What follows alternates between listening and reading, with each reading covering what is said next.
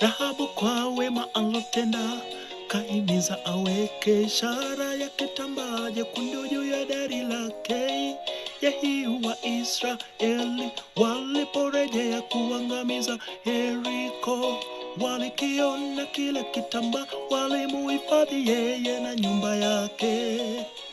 Rahabu kwa wema alotenda, kaimiza aweke ishara ya kitambaa jekundu juu ya dari lake.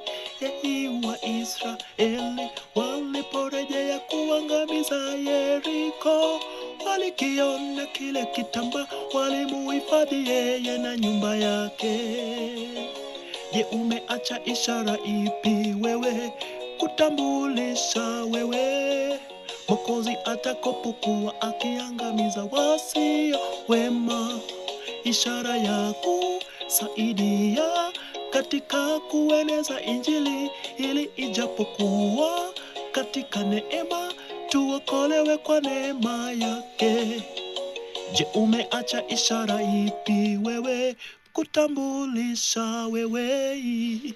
Yaani nakwambia msikilizaji, itakuwa ni event ya kipekee.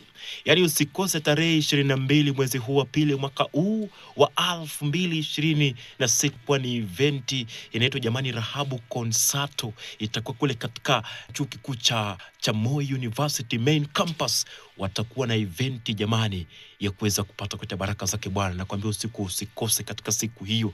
Event imeshajipanga. Ingia katika mtandao wao wa TikTok pale OTR Ministry Musda. Angalia zile kwaya zitakuwa pale, watakuwa wengi wakijaza kutoka sehemu mbalimbali. Yaani MC atakuwa pale, Media House itakuwa pale, picha za free zitakuwa pale, food imeshajipanga, PA nayo imeshajipanga msikilizaji. Yaani sasa wewe tunakuomba uje na pesa na tembea na rafiki hiyo siku.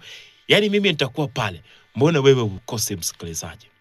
Yaani Bwana akubariki unapojiandaa. Naomba hiyo siku usikose fare na usikose ya kutoa ya kuweza kusupport event hii. Jamani, wacha Bwana akubariki unapojiandaa. Kuwa na wakati mwema.